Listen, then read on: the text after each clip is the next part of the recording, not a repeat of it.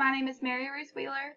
I play volleyball at Reinhardt University. I am a junior here with a sports studies major.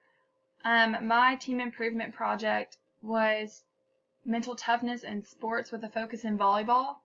Something I've noticed this year was that the volleyball team struggled with mental toughness in multiple aspects as individuals and as a team.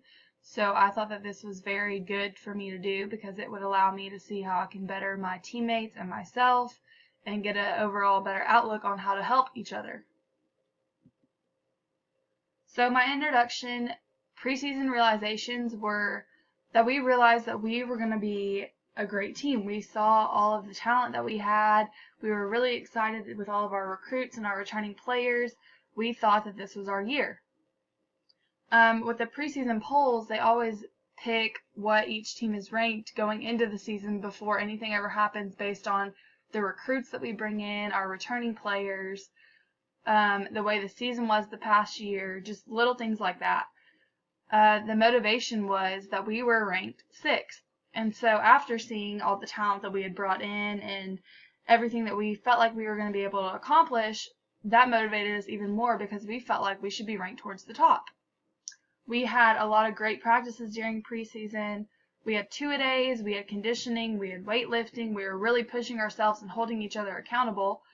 And we were just working hard for what we wanted. We wanted to win a conference championship. We were hungry. We were dedicated. We wanted that ring. Our first conference game was at Point University. And we went into that game fired up. We got our new jerseys that you see in the picture on the far right. And we were just ready to go. We thought that that was our time to shine. We ended up losing that game in 5 sets by 2 points, which was very heartbreaking. The reffing was not in favor of us, but that's not the blame. A lot of us were mentally unstable and made mistakes when we shouldn't have been making mistakes. So that was a season game changer because we went into that game thinking that that was our game. That's what we were going to do, was win.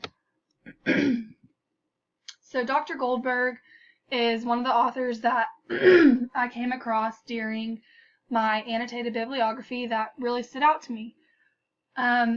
He talked about,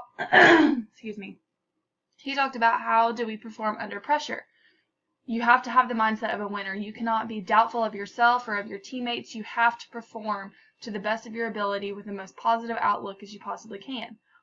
Having lack of confidence or being intimidated, having poor concentration, those are more so of the reasons why people perform poorly under pressure and have mental toughness issues rather than lack of skill. Skill is there. The mental toughness is the hard part.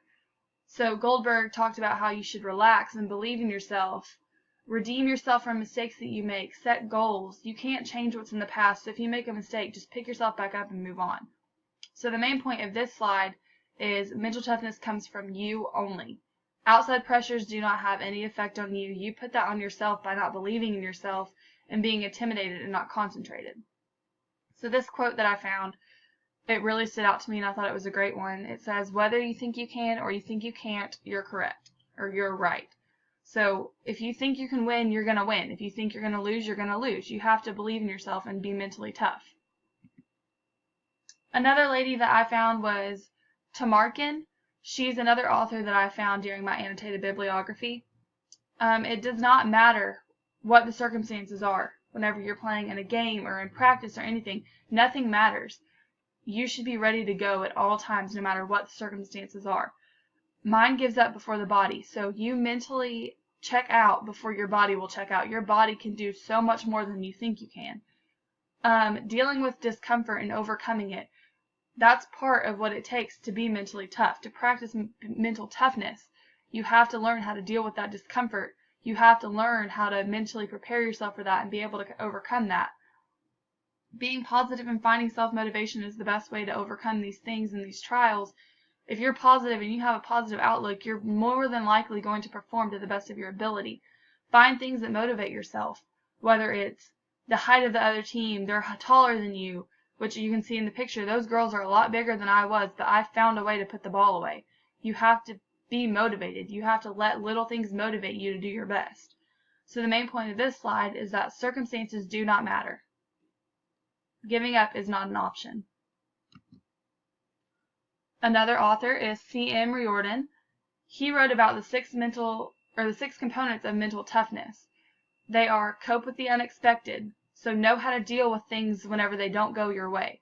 Be responsive in tough situations. You cannot just mentally check out or physically check out. You have to be responsive. You have to be ready to go at all times. Dig deep and push forward. You cannot give up, like I said. You have to keep pushing. Even whenever things get hard, you have to keep working hard. If you dig deep and you push as hard as you can, whether you come out successful or not, you will be improving your mental toughness. Be courageous. Have courage. Know that you can do it. Have belief in yourself. Forget past mistakes. You cannot change that. Move forward.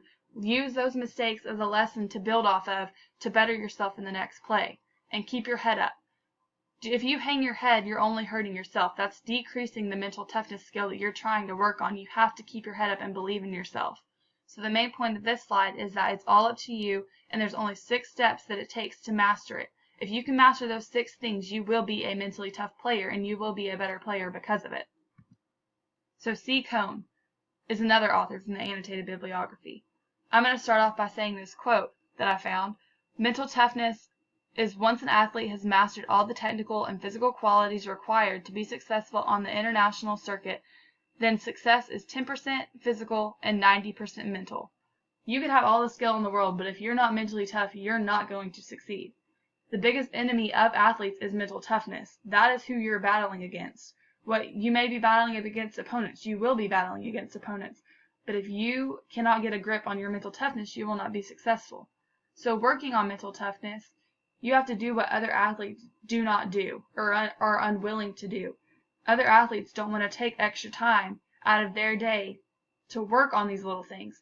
But what they don't understand is working on these little things takes them to that next level. Finding a way and not an excuse is the best way to go about it. Instead of saying, oh, that ball wasn't in the right spot, oh, that block was too big, you find a way. You say, I can turn my hand more, I can jump higher, I can adjust to the ball. You find a way to better the ball and be mentally tough. The past, like I've said before, they're lessons to learn from. You cannot change them. You cannot go back in time. Look at what you did wrong and learn from it. Fix that for the next ball. Better yourself. Take risks and do not be afraid to fail. Even if you do make a mistake, it's not the end of the world. Everyone makes mistakes. Take that and make yourself want to get that next ball. Make them want to serve you or hit the next ball to you. Anything. Just beg for that next ball so you can prove yourself and not be afraid to fail. Strive for excellence, not perfection. Perfection is not attainable. You will never be perfect. You will always make mistakes. No one is perfect but Jesus. So instead of striving to be that perfect player, strive for excellence. If you try to strive for perfection, you're going to fail and you're going to be mentally drained. Excellence is what you should strive for.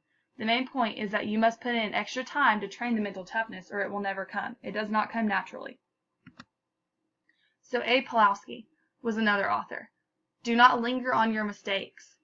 What happens in the past is in the past. You can't control what happened in the past anymore once you're in the present. Visualizing your performance beforehand will help with mental toughness greatly.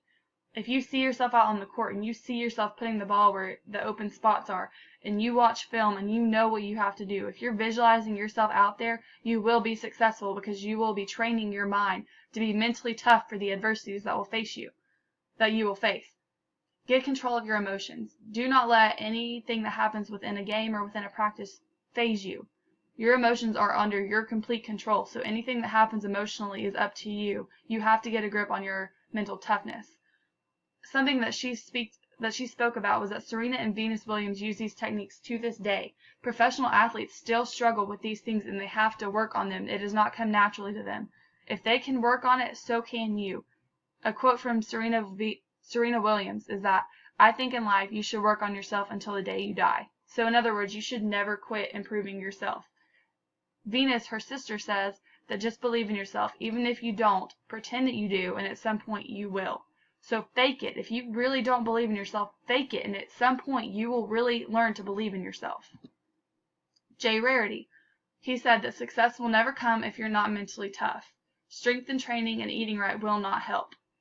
So if you're working out and you're eating right and you're still not succeeding, it's probably because you are mentally not there. You are not ready to succeed mentally. That will hold you back so much.